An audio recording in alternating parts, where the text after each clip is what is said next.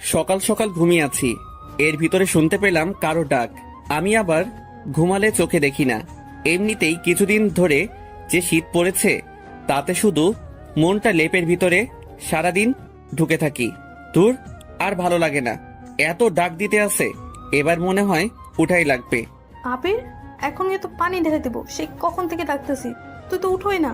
ও আম্মু, তুমি আগে বলবা না? তাহলে তো অনেক আগে উঠে যেতাম। এখন তাড়াতাড়ি উঠে পড়। আর কলেজে যাবি না? আজ তোর কলেজের প্রথম দিন। কেন এত সকালে কলেজে যাব?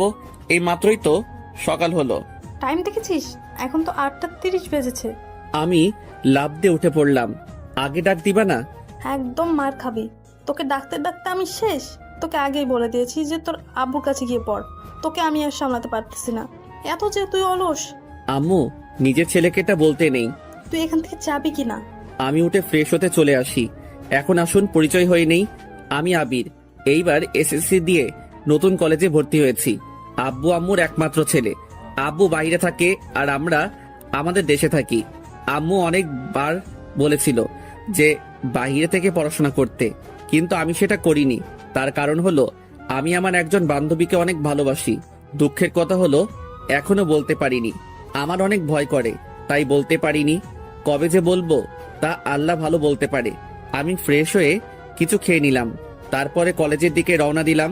আজকে গেলে যে কি হবে, ও মনে হয় আমার সাথে অনেক রাগ করেছে। কালকে রাতেও ফোন করে তাড়াতাড়ি কলেজে যেতে বলেছে, কিন্তু ঘুমের কারণে সেটা আর হলো না। কিছুক্ষণ পরে আমি কলেজে চলে আসি।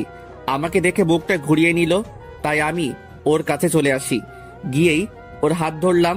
এমন সময় একদম আমার হাত ধরবি না শালা, তাহলে চট তো মেরেই দিয়েছি, সাথে তো গলাটাও চেপে ধরবো। কুত্তি, তুই আজকেও আমাকে মারলি?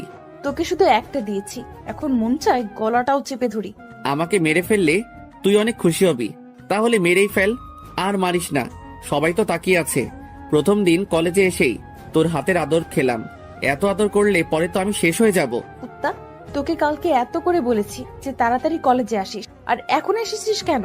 সরি দোস্ত, ঘুম থেকে উঠতে একটু লেট হয়ে গিয়েছে। তোর এত ঘুম কেন বলতো? এর আগেও যখন স্কুলে পড়তাম তখনও তুই দেরি করে আসতি। আমার কি দোষ? দোষ আমার ঘুমের। তো এখন কলেজের ভেতরে যেতে পারি না? আরো মার খাবি, তারপরে যাবি? এবার মারলে আমি সত্যি সত্যি প্রিন্সিপালের কাছে বিচার দিব। তোর সাথে তাহলে আমিও যাব, গিয়ে বলবো তুই আগে আমাকে মেরেছি। আর তুই তো ভালোই জানিস আমি বানিয়ে বানিয়ে অনেক ভালো ঘুল মারতে পারি। এর জন্যই তো তোকে আমি গুন্ডি ডাকি। এটা বলে দিলাম দৌড়। ওকে ডাকলে হয়তো আরো চর খেতে হবে। ওকে গুন্ডি বললে অনেক রেগে যায়। স্কুল জীবনে এটা বলার কারণে কত যে চর খেয়েছি। আয় আবিরের বাচ্চা, আমি কি এটা আবার একটু বলে যা।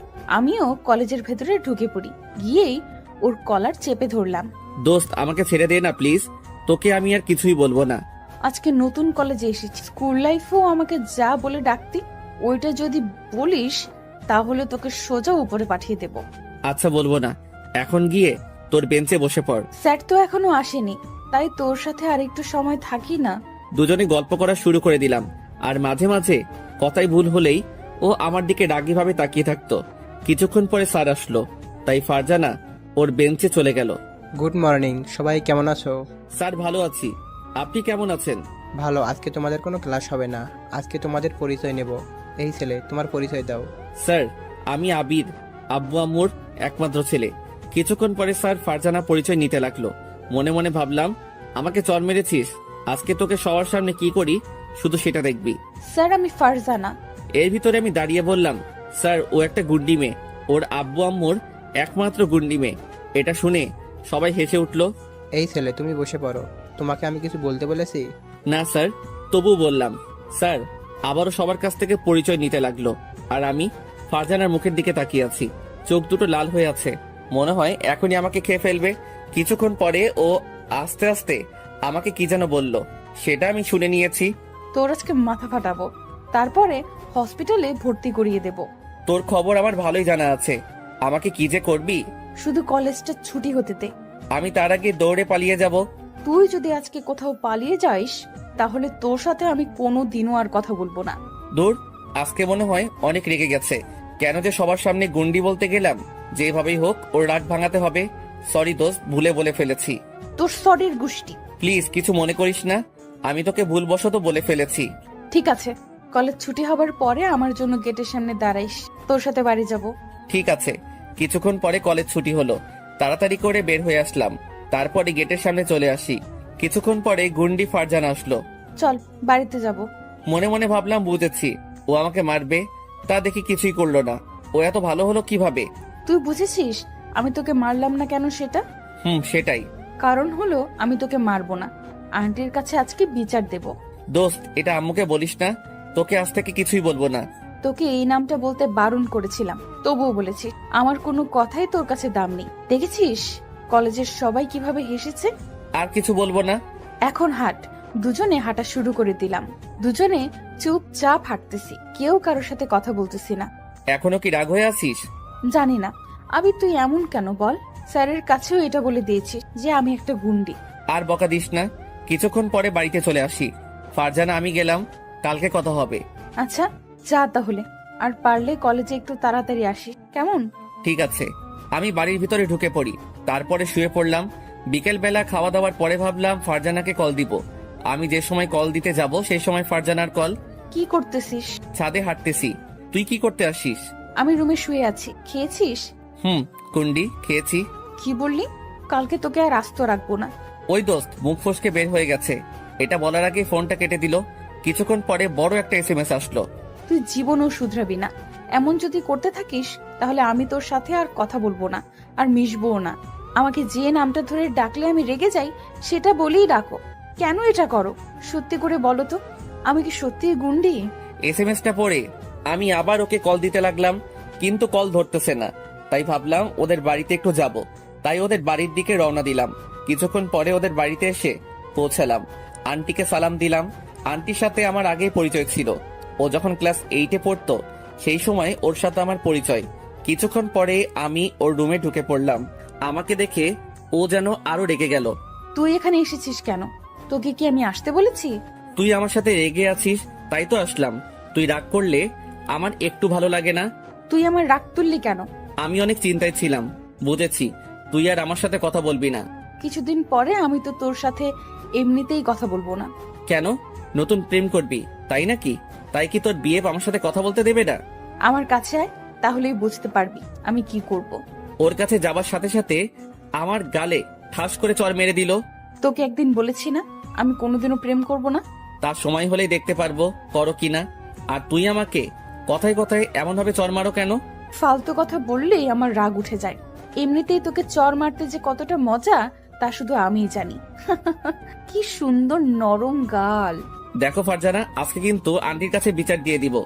দিলে তাহলে তুই কি আস্ত থাকবি? তাহলে আমিও তোর বাড়িতে বিচার দেব যে তুই একটা মেয়ের হাত ধরে টান দিয়েছিস। তখন তোর আম্মু যে কি করবে। তোর সাথে কথাই বলবো না, এটা বলে আমি চলে যেতে যাব।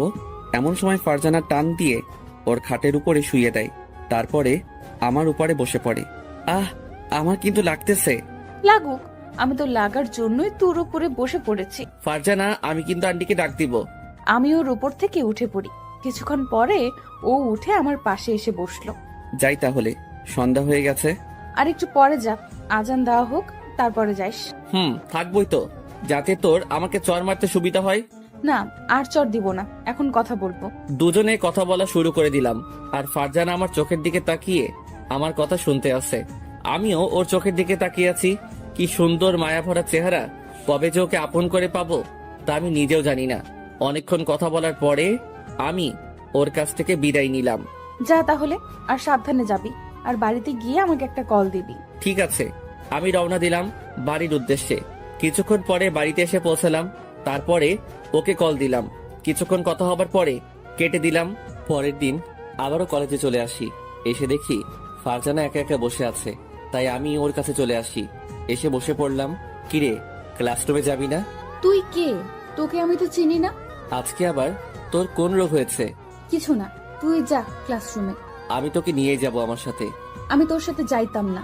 ফারজানা, সত্যি করে বলতো আমি আজকে কি করেছি?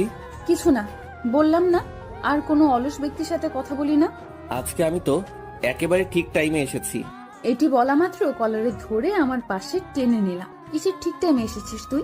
এখন কয়টা বাজে দেখেছিস? তোর জন্য আমি এখানে কতক্ষণ আগে বসে রয়েছি। তোকে কি আমি এত তাড়াতাড়ি আসতে বলেছি নাকি? শয়তান, কালকে তো তুই বললি। আয় চল ক্লাসে যাই। দুজনে ক্লাসে চলে আসি। আসার সময় ফারজানাকে বললাম, ফারজানা একটা কথা বলবো। বল কি কথা। না এখন বলবো না, বলতে আমার অনেক ভয় লাগে। স্কুলে যখন পড়তাম তখনও বলতি একটা কথা, একটা কি কি এমন কথা যে বলা যাবে না? আর তোর এত ভয় লাগে কেন শুনি? জানি না কবে যে বলতে পারবো, তা আমি নিজেও জানি না। ওই আবির, ভালো করে বলবি কি কথা? তুই কি কিছুই বুঝিস না? আমি কিছুই বুঝি না, কারণ আমি তো এখনো তাই। থাক, তোর আর বোঝা লাগবে না। দুজনে ক্লাস শেষ করে বাড়িতে চলে আসি। এভাবে কিছুদিন কেটে গেল। একদিন ফারজানা আর আমি বসে আছি। কিছুক্ষণ পরে ফারজানা বলল, আবির চল কোথাও থেকে ঘুরে আসি, অনেকদিন হলো কোথাও ঘুরতে যাই না। আমি ক্লাস মিস দিব না, এমনিতেই সামনে পরীক্ষা।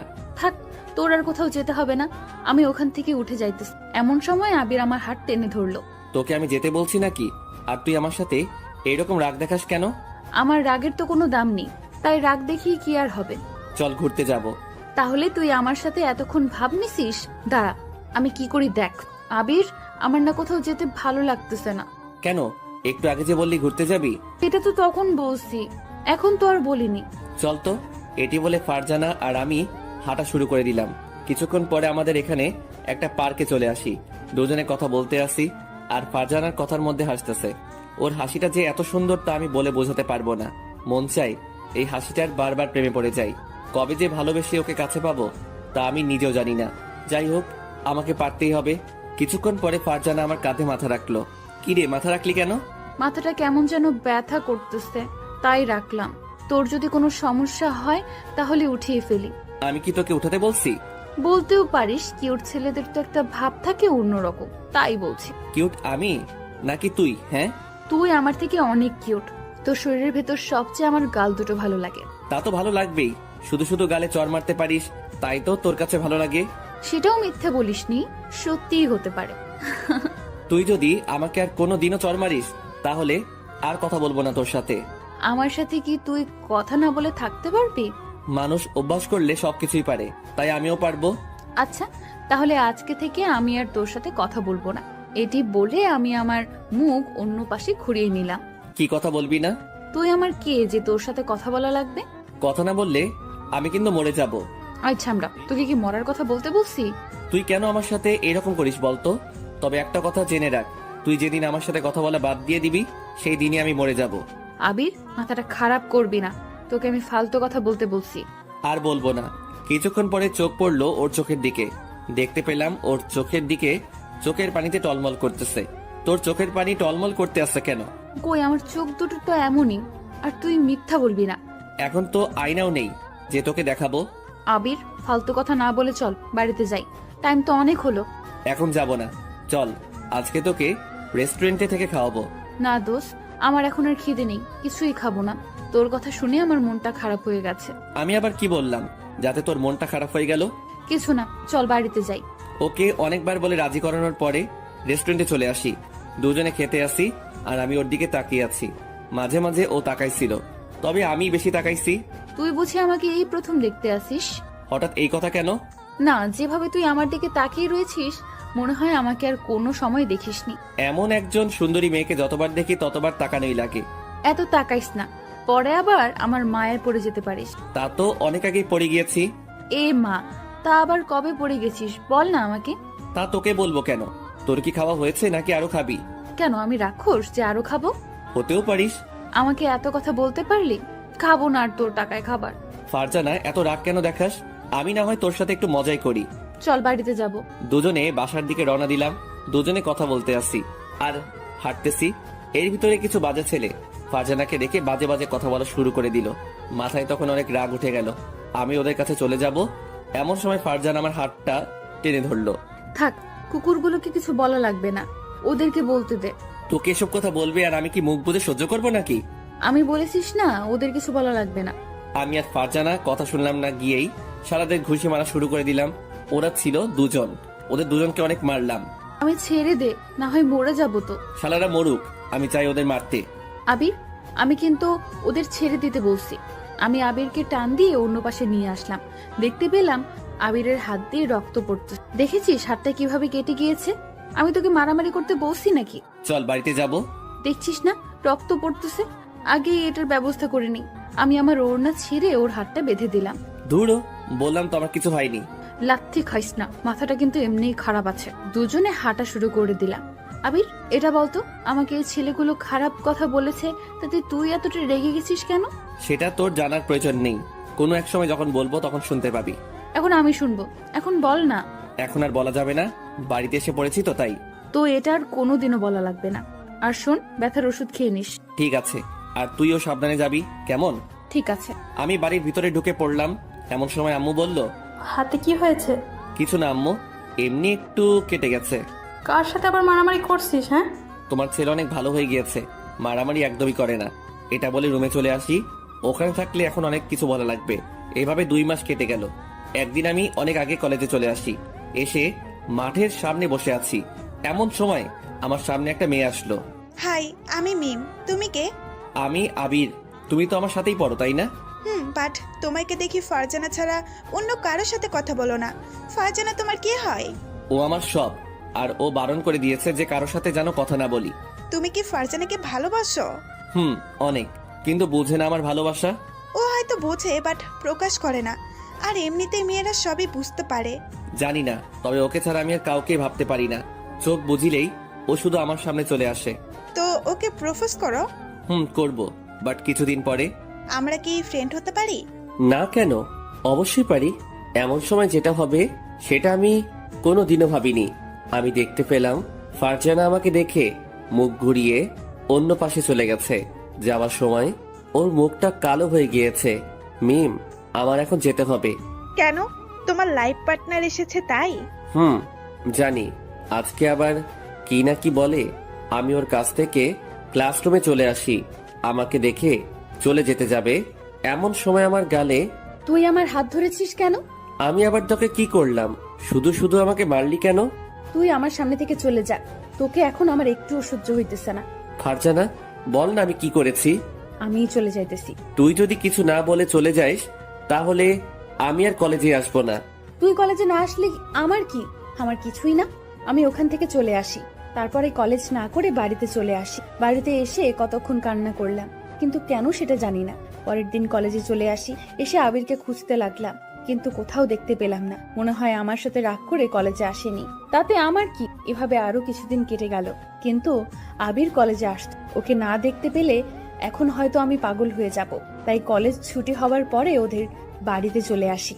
আন্টিকে সালাম দিয়ে আবিরের রুমে চলে আসি। এসে দেখি আবির শুয়ে আছে, তাই আমি দরজা লাগিয়ে দিলাম। দরজার কাছে তাকিয়ে দেখি ফারজানা, তুই এখানে আসছিস কেন? আর দরজাটা লক করলি কেন? তোকে এখন মনের মতো পিটামো, যাতে বাহিরের শব্দ না যায়। আমার তোর সাথে কথা বলার কোনো মন নেই, আর তুইও আমার সাথে আর কথা বলবি না।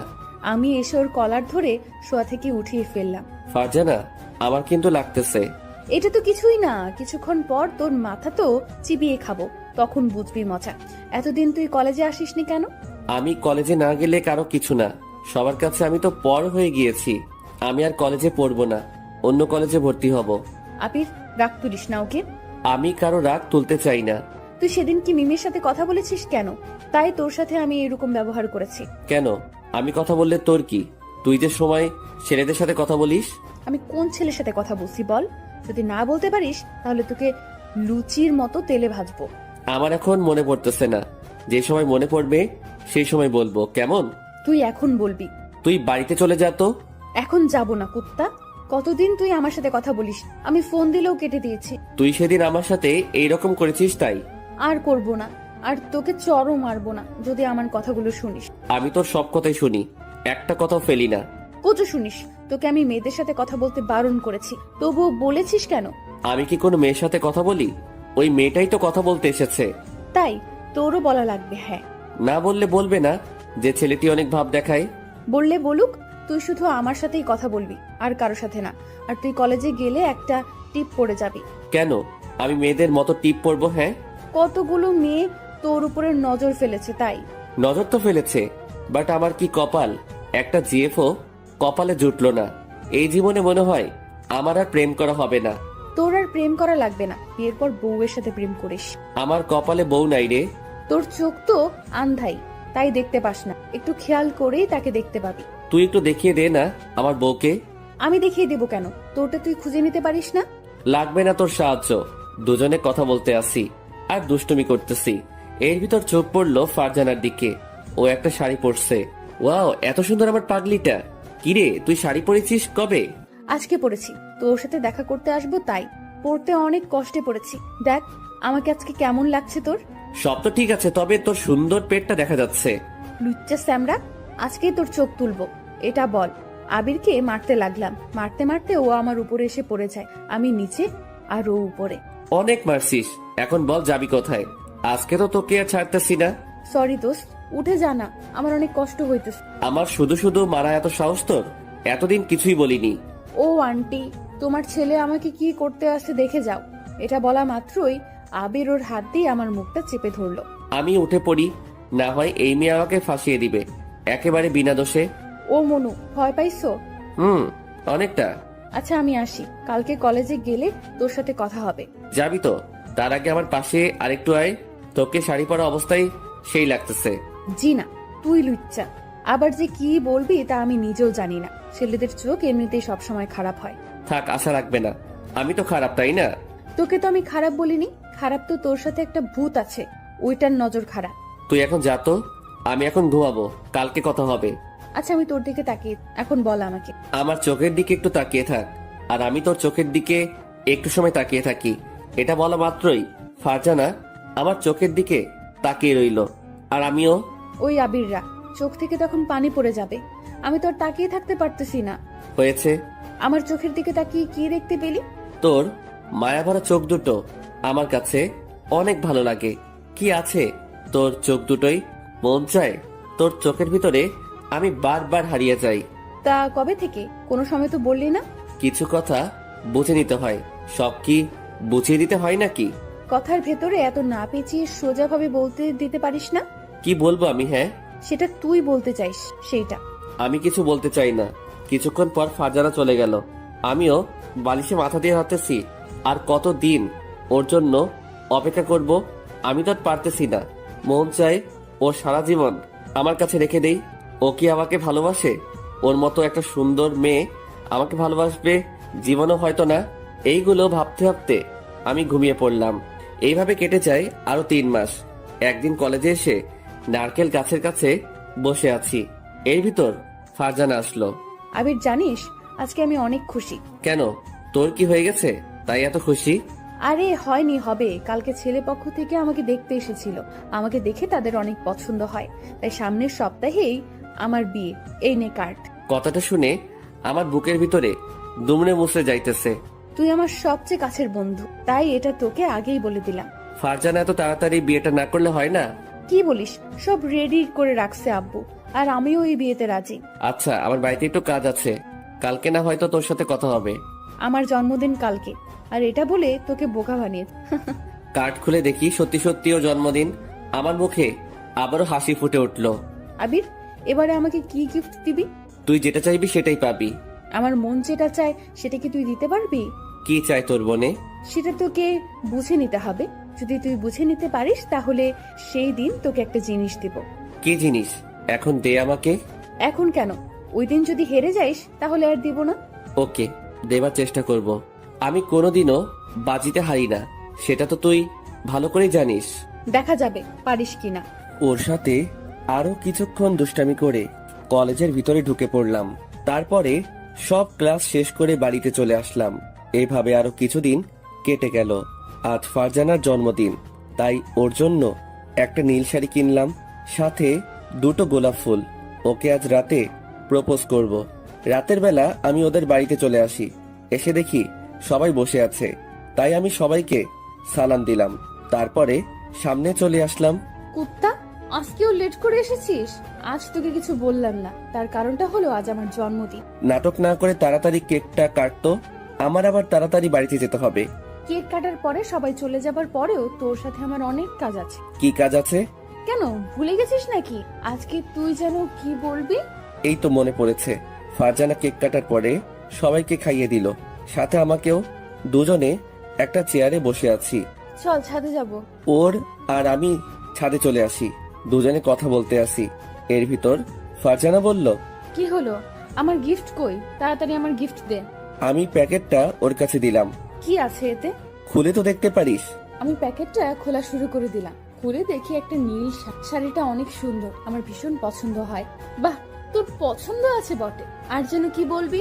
তার আগে এই শাড়িটা পরে আয়, তারপরে বলবো। এখন শাড়ি পরবো কিভাবে? আর শাড়ি পরতেও অনেক সময় লাগে। তাহলে আয়, আমি পরিয়ে দেই। কত শখ! তাহলে তুই আমার সবকিছুই দেখবে নাকি? সব দেখার মতলব, তাই না? না, কিছু দেখবো না। তার আগে চোখে হাত দিয়ে রাখবো নি। চোখে হাত দিয়ে রাখলে শাড়ি পরাবি কিভাবে? ধুর, তোর সাথে কথাই বলবো না। আমি বাড়িতে চলে গেলাম।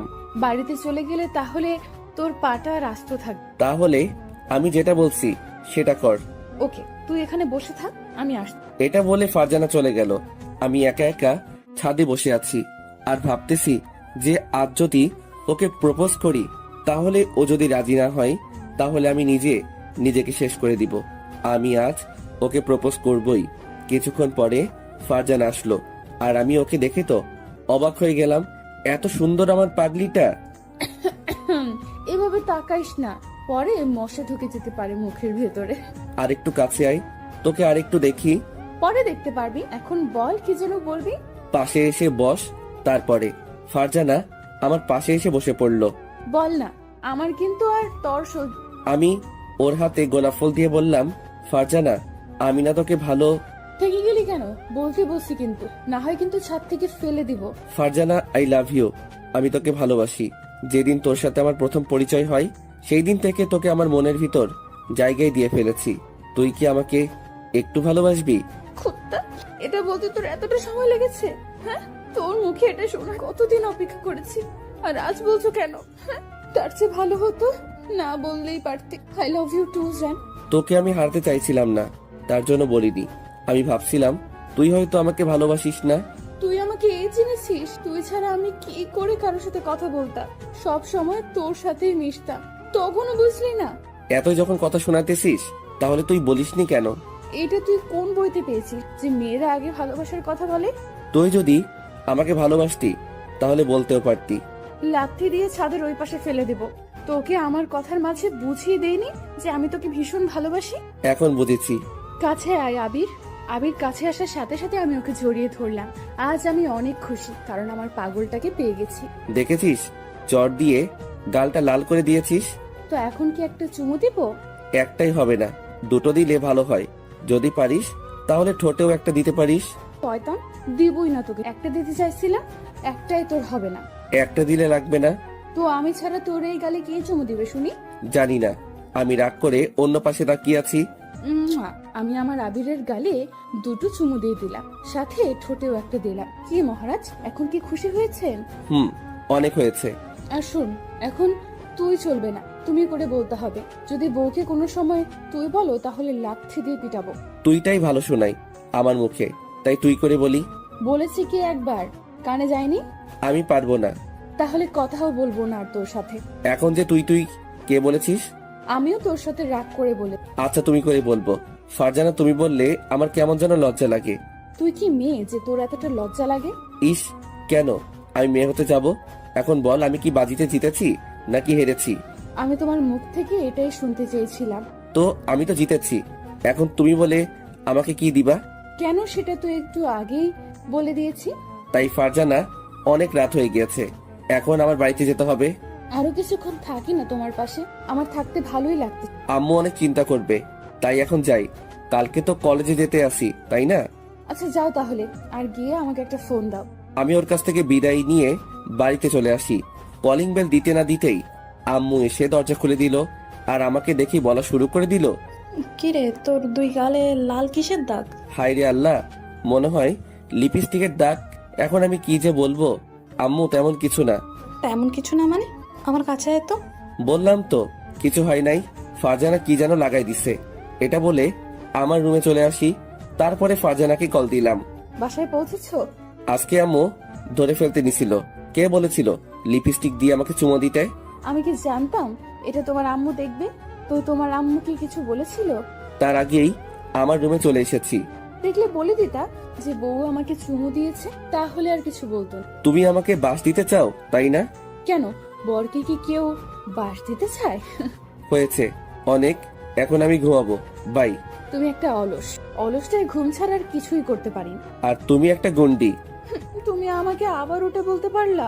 কালকে যদি তোমাকে আমার হাতের কাছে পাই তাহলে কাঁচা খেয়ে ফেলবো। এখন চাইলেও সেটা পারবে না, কারণ তুমি এখন আমার সবকিছু, পুরো পৃথিবী তুমি আমার। তা কালকে দেখা যাবে আমি পারি কি না। কালকে আমি কলেজে যাব না। না, এসে দেখো, তাহলে তোমার আম্মুকে বলবো যে তুমি একটা মেয়েকে কিস করেছো, সেই ভয়ে আর কলেজে আসো না। আরো অনেক কিছু বানিয়ে বলবো, তখন বুঝবে মজা। তুমি তো একটা ফাজিল মেয়ে। এটা বলে ফোনটা কেটে দিলাম। পরের দিন আবারও কলেজে চলে আসি। এসে আবারও ওর রাগ, ও যে আমার সাথে কেন এতটা রাগ করে তা আমি কিছুই বুঝতেছি না। এইভাবে আরো কিছুদিন কেটে গেল। একদিন কলেজের সামনে বসে আছি, এর ভিতর মিম আসলো। আবির, তোমাদের রিলেশন কেমন চলছে? অনেক ভালো, তবে ওর রাগও অনেক বেড়ে গেছে। শুধু শুধু ও আমার সাথে রাগ করতেই থাকে। তোমাকে হয়তো ও অনেক ভালোবাসে, তাই রাগ দেখায়। তাই বলে এতটা রাগ দেখাবে? বাদ দাও তো। আর ফারজানা কি এখনো আসেনি? না, আমাকে আসতে বলে ও এখন নির উদ্দেশ্যে। চলো ক্লাসে যাব। দুজনে ক্লাস করে চলে আসি। কিছুক্ষণ পর ফারজান আসলো। আমার কাছে এসেই আমার পাশে বসে পড়লো। আমি এসে চোখ দুটো হাত দিয়ে কচলানো শুরু করে দিলাম। কি হয়েছে বাবু, এমন করতে আসো কেন? আমি মনে হয় আজকে ভুল দেখতেছি। এত তাড়াতাড়ি তুমি তো কোনো সময় কলেজে আসো না, তাই এটা করতেছি। আমার জান পাখিকে পেয়ে গিয়েছি, তাই কি দেরি করে আসতে পারি? কে তোমার জান? তুমি আমার জান কলিজা, আরো অনেক কিছু। আসো বাবু, বুকে আসো। আমি দাঁড়িয়ে ওর কাছে আসতে যাব, এমন সময় আবির, এখন কিন্তু আমরা কলেজে আছি, তাই বুকে নিব কিভাবে? কালকে রাতে তো অনেকক্ষণ আমার বুকে ছিলা। তাতে কি হয়েছে? মন চায় সারা জীবন তোমার বুকের ভিতর লুকিয়ে থাকি। ইস, এত শখ! দেখবো বিয়ের পরে এই ভালোবাসা কোথায় থাকে। তোমার আর আমার ভালোবাসা থাকা সারা জীবন, কোনোদিন কেউ এই বাঁধন ভাঙতে পারবে না। কিছুক্ষণ পরে স্যার আসলো। আমরা তাই উঠে আমরা বেঞ্চে চলে আসলাম। স্যারের কথাগুলো শুনতেছি, আর আবির আমার দিকে তাকিয়ে আছে। তাই আমার মনে একটা দুষ্টু বুদ্ধি চাপলো। হাতে থেকে কাগজ বের করে ওর গায়ে ছুঁড়ে মারলাম। ওই তোমার হয়েছে কি? এভাবে করতে আসো কেন? এভাবে তাকিয়ে থাকলে আমার খুব লজ্জা করে। আমি আমার বউয়ের দিকে তাকিয়ে আছি, তাতে তোমার কি কোনো সমস্যা? এই যে বাবু, পড়ালেখায় মন দাও, সামনে আমাদের পরীক্ষা, সেটা কি তুমি ভুলে গিয়েছো? আমার কোনো ভয় নেই, কারণ আমার পিছনে তুমি আছো। সব তোমারটা দেখে দেখে নকল করব। দেখলে তো তুমি দেখবে, আমি তোমাকে একটুও দেখবো না। দেখা যাবে। এর ভিতরে স্যার বলে উঠলো, আমি ওর সাথে কেন কথা বলি? আমি কিছু বলতে পারলাম না। এর ভিতর ফারজানা বলে উঠলো, স্যার, স্যার ওকে জনমের পিটানি দেন, শয়তানটাই শুধু শুধু দুষ্টামি করে। তুমি চুপ করো তো। মনে মনে ভাবলাম আজকে তোর সাথে কথা বলবো না। কলেজ ছুটি হবার পরে আমি একা একা কলেজ থেকে আসলাম। আই আবির, দাঁড়াও। আমি আর ওর কোনো কথা না শুনে আবারও হাঁটা শুরু করে দিলাম। তুমি যদি না দাঁড়াও তাহলে আমি কিন্তু রাস্তার সামনে চলে যাব। আবির দাঁড়িয়ে গেল। আমি গিয়ে ওকে ধরে ফেললাম। এমন করতেছো কেন? তুমি আমার সাথে এমন করেছো কেন? স্যারকে পিটানি দিতে বলেছো কেন? শয়তান, মজা করে বলেছি। হয়েছে, এখন হাঁটবি নাকি হাঁটবি না? আজ আর হেঁটে যাব না, আজ রিক্সা করে বাসায় যাব। কিছুক্ষণ পরে একটা রিক্সা ডাক দিলাম, তারপরে দুজনে উঠে পড়লাম। আমি চুপ হয়ে অন্য পাশে বসে আছি। তুই কি আমার সাথে কথা বলবি না? জানি না। জানিস না কেন? আরো আমার কাছে এগিয়ে বসতো। আবির আমার কাছে আসার পরে আমি ওকে জড়িয়ে ধরলাম। কি করছো? রিক্সাওয়ালা মামা সব তো দেখে ফেলবে। যে দেখার সেটা দেখবে। সরি বাবু, তোমাকে আর কিছু বলবো না। তবুও আমার সাথে রাগ করে থেকো না প্লিজ। আমি আমার পাগলিটার সাথে রাগ করে থাকতে পারি? হয়েছে। আমি আবিরের সাথে কথা বলা শুরু করে দিলাম। এর ভেতরে আবিরকে ছেড়ে দিলাম। কিছুক্ষণ পরে আবিরকে ওদের বাড়ির কাছে নামিয়ে দিলাম। যাও বাবু। আমি বাড়ির ভিতরে ঢুকে পড়লাম। রাতের বেলা বই পড়তেছি, এর ভিতর ফারজানা ফোন দিতেছে। আমি বই পড়ার সময় কারোর কল আবার রিসিভ করি না। এমনিতেই আম্মু আজকে অনেক বকা দিয়েছে। আমি নাকি কলেজে উঠে পড়ালেখা বাদ দিয়ে দিয়েছি, তাই আজ রাগ করে বই ধরলাম। হঠাৎ টিন করে একটা SMS আসলো। এই ছিল তোর ভালোবাসা? কতবার কল দিয়েছি, একটু রিসিভ করারও টাইম পাইস নাই। জানতাম তুই আমাকে ভালোবাসিস। SMSটা পড়ে কাঁদবো নাকি হাসবো কিছুই বুঝতে পারছি না। এই মেয়েকে কেন আমি ভালোবাসতে গেলাম কিছুই বুঝতেছি না। আমি ওকে কল দেওয়া শুরু করে দিলাম। কিছুক্ষণ পরে রিসিভ করলো। এখন কল দিয়েছিস কেন শালা?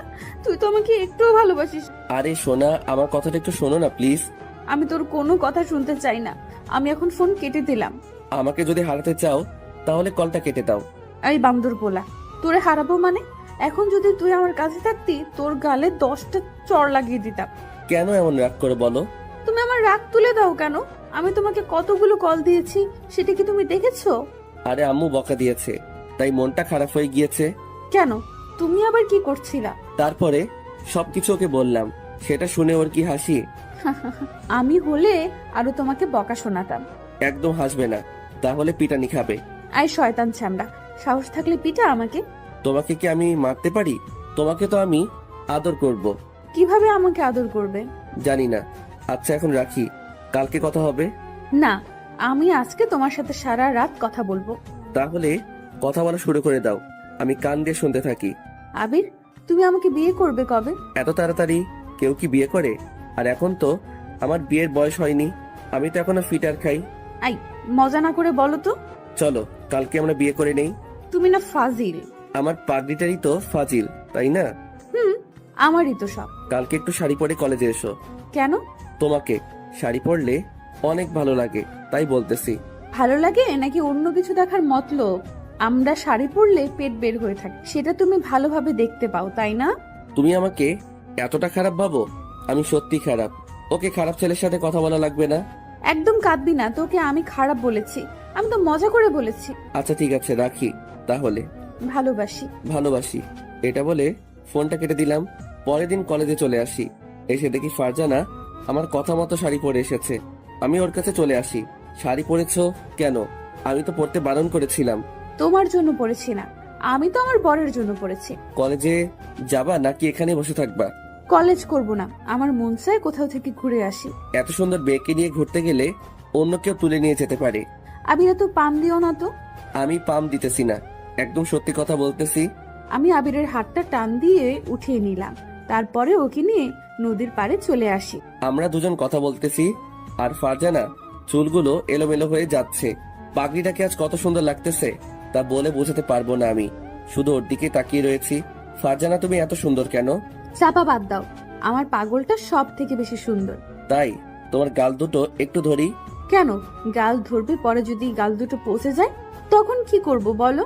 তখন তো আমাকে কেউ পছন্দই করবে না। কারো পছন্দ করা লাগবে না, তোমার পাগলটাই পছন্দ করলেই হবে। আমি গিয়ে ওর গালে দুটাই টান দিলাম, তারপরে একটা কিস দিয়ে ফেললাম। শয়তান, তাহলে আমাকে চুমু দেওয়ার মতলব ছিল?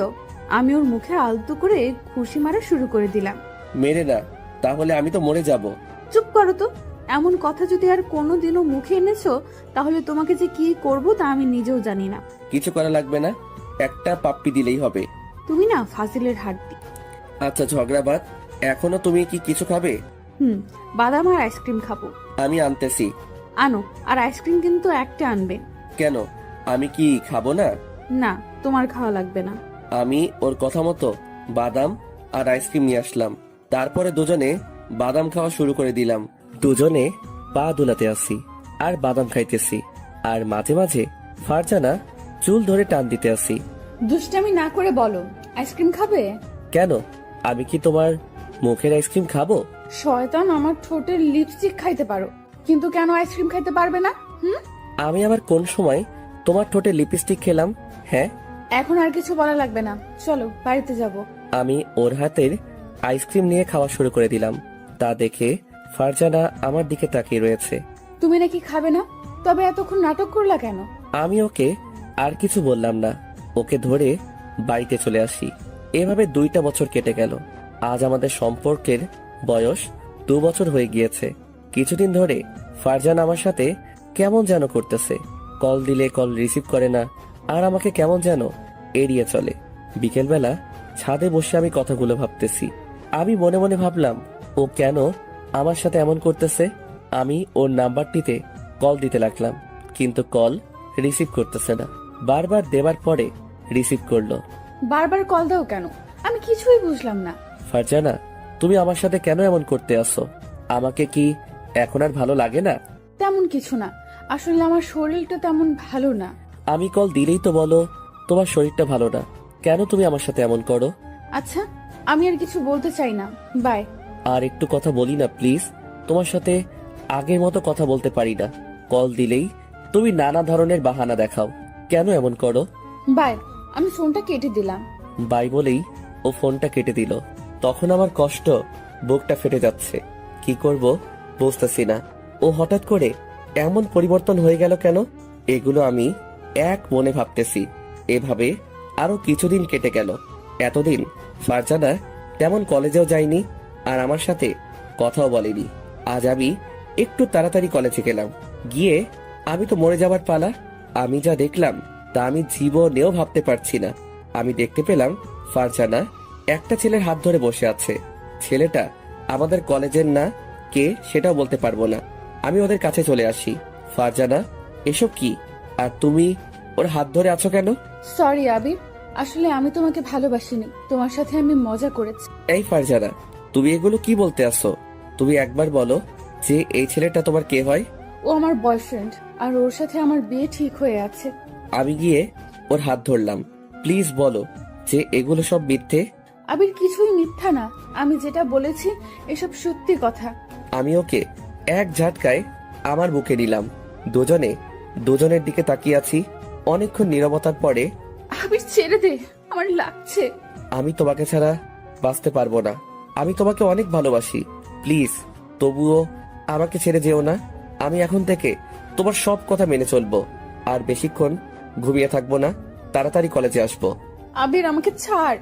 আমি ছাড়বো না। ছাড়বি না মানে? শোন, তুই আর আমার সাথে কথা বলবি না, কল দিবি না, এসএমএসও দিবি না। এটা বলে দুজনে হাত ধরে চলে গেল। আমি মাটির নিচে বসে পড়লাম। চোখ থেকে জল ঝরতে লাগলো। কেন ও আমার সাথে এমন করলো? আমি আর কলেজে দাঁড়ালাম না, দোকানে চলে আসি। দোকান থেকে নেশা করার জন্য অনেক কিছু কিনলাম। তারপরে বাড়িতে চলে আসি। রুমে এসে দরজাটা আটকে দিলাম। তারপরে সিগারেটে আগুন ধরিয়ে দিলাম। সিগারেটে আগুন চলতেছে, আর এদিকে আমার চোখ দিয়ে পানি পড়তেছে না।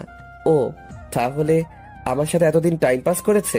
পরের দিন কলেজে চলে আসি ফারজানাকে একটু দেখার জন্য, কিন্তু ও কলেজে আসলো না। আমি মন খারাপ করে একপাশে বসে আছি। কিছুক্ষণ পরে মিম আসলো। আবির, তোমাকে এমন লাগতেছে কেন? কি হয়েছে তোমার? আমি ওর কোনো কথা না শুনে অন্যদিকে তাকিয়ে রয়েছি। এমন সময় মিম আমার হাত ধরে বলল, বলো না কি হয়েছে? তোমার কি শরীর ভালো না? চোখের পাশে কালো দাগ হয়ে আছে কেন? তারপরে মিমকে সবকিছু খুলে বললাম, আর আমার চোখ দিয়ে পানি পড়তেছে। বলো মিম, ও কেন আমার ভালোবাসাটা নিয়ে নাটক করলো? আমি তো ওকে আমার নিজের থেকেও বেশি ভালোবেসেছিলাম। আমিও সেদিন ওকে দেখেছি যে ফারজানা একটা ছেলেকে রিক্সা করে ঘুরতে আছে। মিম ওর হাত দিয়ে আমার চোখের পানি গুলো মুছতে লাগলো। মন খারাপ করো না, আশা করি সবকিছু ঠিক হয়ে যাবে। কিচ্ছু ঠিক হবে না, এটা বলে আমি বাড়িতে চলে আসি। তারপরে সিগারেটের আগুনে ধরিয়ে দিলাম। এভাবে আরো কিছুদিন কেটে গেল। একদিন আমি কলেজে বারান্দায় বসে পুরনো কথা ভাবতেছি। কেন তুমি আমার জীবন নিয়ে এমন করলা? ফারজানা আমার সাথে ব্রেকআপ করার পরে একদিনও কলেজে আসেনি। কেন সেটা বলতে পারবো না। হয়তো এখন ভালোবাসার মানুষ নিয়ে অনেক সুখে আছে। এমন সময় মিম আসলো দৌড়িয়ে। আবির, তাড়াতাড়ি হাসপাতালে চলো, ফারজানা তোমাকে দেখতে চেয়েছে। কেন, ও হাসপাতালে পাপের শাস্তি পেয়েছে নাকি? আবির, আসলে ফারজানা তোমাকে অনেক ভালোবাসে, আর ও তোমার সাথে এমন করেছে কারণ ওর ক্যান্সার হয়েছে, তাই তোমাকে এতদিন এড়িয়ে চলেছে। তার কারণ হলো ও মারা যাবার পরে তুমি যেন না কষ্ট পাও, তাই ও সেদিন আমাকে কাঁদতে কাঁদতে সব বলেছিল। কথাটা শুনে বুকের ভিতরে ফেটে যাচ্ছে। ও এখন কোন হাসপাতালে আছে? বরিশালের সরকারি হাসপাতালে, তাড়াতাড়ি চলো। কথাটা শুনে আমি একটা দৌড় দিলাম। এসে দেখি ওর সাথে ওদের পরিবার সবাই বসে আছে। আম্মু, তোমরা বাইরে যাও, ওর সাথে আমার কিছু কথা আছে। ও এটি বলার সাথে সাথে সবাই চলে গেল। আমি চুপ হয়ে ওর দিকে তাকিয়ে আছি। কি কথা বলবা না? আমি যেটা করেছি তার জন্য হয়তো কথা না বলারই কথা। তোমার এসব হয়েছে, আমাকে কেন বলনি? আমি জানি আমার চেয়েও তুমি আমাকে অনেক ভালোবাসো। আমি যদি তোমাকে এটা বলতাম তাহলে অনেক কষ্ট পেতাম, তাই বলিনি, তোমাকে এড়িয়ে এড়িয়ে চলেছি। ওর কথা শুনতে আসি, আর চোখ দিয়ে আমার বৃষ্টির মতো পানি পড়তে আসে। হাই পাগল, কাঁদো কেন? আমি তো এখনো বেঁচে আছি। জানো আবির, আমি যখন তোমার সাথে খারাপ ব্যবহার করতাম তখন আমার কতটা খারাপ লাগতো তা তোমাকে বলে বোঝাতে পারবো না। তুমি না অনেক শুকিয়ে গিয়েছো। না রে পাগল, আমি ঠিক আছি। দুজনের চোখের দিকে তাকিয়ে আছি, আর দুজনেই চোখ দিয়ে অঝরে পানি পড়তেছে। আই পাগল, একদম কাঁদবি না। আমার যদি কিছু হয়েও যায় তবুও কাঁদবে না। একদম চুপ, তোমার কিছুই হবে না, দেখো। আমি হয়তো আর বাঁচবো না। ফারজানা প্লিজ একটু চুপ করো, আমার হাত জোর করে বলতেছি। আমাকে একটু শেষবারের মতো জড়িয়ে ধরবা? আমি গিয়ে ফারজানাকে জড়িয়ে ধরলাম। ফারজানা, তোমার কিছু হবে না। আমি আবিরের কপালে একটা চুমু দিলাম, তারপরে ছেড়ে দিলাম। এমন রোগ সবারই হয়, আর সবাই বেঁচে থাকে। তোমার কিছু হতে দিব না। এমন সময় মিম আসলো। মিম, এখানে বসো, তোমার সাথে কিছু কথা আছে। আমার যদি কিছু হয়ে যায় তাহলে আমার পাগলটাকে দেখে রেখো। ফারজানা, আমি কিন্তু চলে গেলাম, আমি উঠে চলে যাব। এমন সময় ফারজানা আমার হাত টেনে ধরলো। ওই পাগল, কোথাও যেও না, আমার পাশে আর একটু সময় বসে থাকো না। তুমি যদি আর ফালতু কথা বলো না, তাহলে তোমার সাথে কথা বলবো না। আর একটু সময় আছে, এতক্ষণ একটু কথা বলো। ফারজানা থামো। ফারজানা, তোমার কিচ্ছু হবে না। দেখো, তোমার সাথে আবিরের ভালোবাসা আছে। তোমাকে যেটা বলেছি সেটা করো। এমন সময় ডাক্তার আসলো। আপনাদের সবাইকে এখন বের হতে হবে, রুগীকে এখনই অপারেশন করতে হবে। ডাক্তার, এখনই কি সময় হয়েছে? আর একটু পরে করলে হয় না? রোগীর অবস্থা তেমন ভালো না। আমি আর মিম উঠে চলে যাব। এমন সময় ফারজানা আমার শার্ট টেনে ধরলো। আমি যদি আর না ফিরে আসি তাহলে নিজের প্রতি একটু যত্ন নিও। তুমি এমনি কিন্তু অগোছালো। চাইছিলাম তোমার সাথে সারাটা জীবন বাঁচবো, সেটা আর হলো না। আমি আর ওখানে দাঁড়ালাম না। ফারজানার কথা শুনে আমার কান্না চলে আসলো, আর আমার চোখ দিয়ে পানি পড়ে গেল। আমি আল্লাহকে বলতে লাগলাম, আল্লাহ, ওকে তুমি বাঁচিয়ে দিও, ওর যেন কিছু না হয়। হঠাৎ আমার পিঠে কারো হাতের অনুভব পেলাম। তাকিয়ে দেখি মিম। আবির, দেখো, ফারজানার কিচ্ছু হবে না। মিম, ওর যদি কিছু হয় তাহলে আমি আর বাঁচবো না। কিছু হবে না। আমি ওখানে বসে বসে ফারজানার কথাগুলো ভাবতেছি। 3 ঘন্টা পরে ডাক্তার অপারেশন করে বের হয়ে আসলো। আমরা সবাই তার কাছে চলে আসি। ডাক্তার, ফারজানার খবর কি? দেখতে পেলাম ডাক্তার কোনো কথা বলতেছে না। প্লিজ বলেন না। ভয়ের কোনো কারণ নেই, তিনি এখন নিরাপদ। কথাটা শুনে সবার মুখে হাসি চলে আসে। ডাক্তার, আমরা কি ওর সাথে দেখা করতে পারি? তার এখনো জ্ঞান ফেরেনি, তাই একটু পর দেখা করুন। এটা বলে ডাক্তার চলে গেল। অনেকক্ষণ পরে ফারজানার জ্ঞান ফিরল, তাই আমরা সবাই ওর কাছে চলে আসলাম। ও শুধু আমার দিকে তাকিয়ে আছে, আর আমিও কিছুক্ষণ পরে ফারজানার সাথে কথা বলে সবাই চলে গেল। শুধু আমি ওখানে থেকে গেলাম। এই পাগল, কান্না করতে আসছো কেন? আমি তো বেঁচে আছি। আমি গিয়ে ওকে জড়িয়ে ধরলাম। আমি ভাবছি তোমাকে হয়তো আর ফিরে পাবো না। আমি কোথায় যাব আমার পাগলকে রেখে? তোমার শরীর এখন কেমন লাগতেছে? এখন অনেকটা ভালো লাগতে আছে। এখন একটু ঘুমানোর চেষ্টা করো, তাহলে শরীরটা খারাপ করতে পারে। আমি ঘুমাবো না, তোমার সাথে কথা বলবো। এখন না, আমি তোমার মাথায় হাত বুলিয়ে দিতে আসি, আর তুমি ঘুমিয়ে পড়ো তো। আমি ঘুমালে আবার তুমি আমাকে ছেড়ে কোথাও যাবে না তো? কোথায় যাব? আমার পাগলিকে রেখে? আমি আমার পাগলির পাশে আছি। আমি ওর মাথায় হাত বুলিয়ে দিতে আসি, আর ও আমার দিকে তাকিয়ে রয়েছে। এই, চোখ বোঝো না কেন? আমার তো ঘুমই আসতেছে না। আবির, এটা বলো, আমি যদি আর না ফিরে আসতাম তাহলে তুমি আমাকে একটু মনে রাখতে? আমি হাত দিয়ে ওর ঠোঁট জোড়া চেপে ধরলাম। চুপ, একদম এই কথা আর যেন তোমার মুখে না শুনি। আচ্ছা, আমি ঘুমাইতেছি। কিছুক্ষণ পরে ফারজানা ঘুমিয়ে পড়ল। এভাবে 15 দিন কেটে গেল। আজকে ফারজানা অনেকটা সুস্থ, তাই ওকে বাড়িতে নিয়ে গেল, আর আমিও বাড়িতে চলে আসি। এসে আমি আম্মুর কাছে চলে আসি। ফারজানা এখন কেমন আছে? অনেকটা সুস্থ আছে। আম্মু, একটা কথা বলি। বল। আম্মু, আমি বিয়ে করতে চাই। কেন, মেয়ে কি তোর পছন্দ আছে? ফারজানাকে আমি অনেক ভালোবাসি। তাই? এটা আগে বলবি না? ওই মেয়েটাকে আমার অনেক ভালো লাগে, আর তোর সাথে ভালো মানাবে। তাহলে আমাদের বিয়ের ব্যবস্থা করো। আচ্ছা, আজকে ওর পরিবারের সাথে কথা বলবো। ঠিক আছে।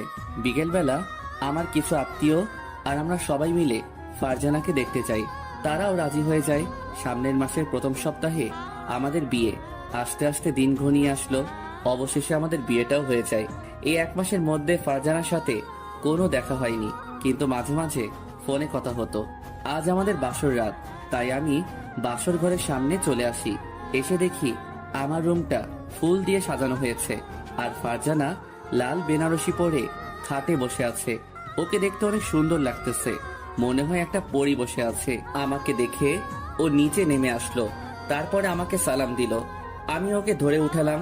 ফারজানা লজ্জা পেয়ে অন্যদিকে তাকিয়ে রয়েছে, তাই আমি ওকে বুকে নিলাম। তোমার এত লজ্জা কেন শুনি? কেমন যেন আজকে একটু বেশি লজ্জা করতে আসছে। সেই লজ্জাটা কি আমাকে দেখে নাকি? আবির চলো একটু ছাদে যাই। কেন? তোমার কোলে বসে চাঁদ দেখবো তাই। আর শোনো, ছাদ পর্যন্ত আমাকে কিন্তু কোলে করে নিয়ে যেতে হবে। আমি ওকে কোলে তুলে নিয়ে ছাদে চলে আসি। কিছুক্ষণ পরে ফারজানা আমার কোলে শুয়ে পড়লো। আবির জানো, তোমার সাথে যখন খারাপ ব্যবহার করতাম তখন আমি যে বাসায় বসে কতটা কান্না করতাম তোমাকে বলে বোঝাতে পারবো না। আমাকে তো তুমি বলতে পারতে তোমার এটা হয়েছে। কেন আমি তোমাকে শুধু শুধু কষ্ট দিব? বলনি তাতে যে আমি কতটা কষ্ট পেয়েছি। ও ভালো কথা, ওই দিন যে তোমার হাত ধরছিল সেই ছেলেটি কে? ওইটা আমার মামাতো ভাই ছিল। ওকে অনেকবার বোঝানোর পরে ও রাজি হয়ে যায়। ও তোমার হাত ধরেছে, তাতে আমার অনেক খারাপ লাগছিল। এখন তো আর কেউ ধরতে পারবে না, এখন তো আমার পাগলটাই হাত ধরবে। ফারজানা, তুমি আমাকে কতটা ভালোবাসো? তা তোমাকে বলবো কেন? বলা লাগবে না, চলো রুমে যাব। এত তারা কিসের শুনি? ওদিকে আবার বাসর করতে দেরি হয়ে যাবে না, তাই তো এত তাড়া। এই মিস্টার আবির, আজকে কোনো বাসর না, আজকে দুজন জড়িয়ে ধরে ঘুমিয়ে থাকবো। আর বাসর হলো কালকে। কেন? সবাই তো এই রাতেই করে।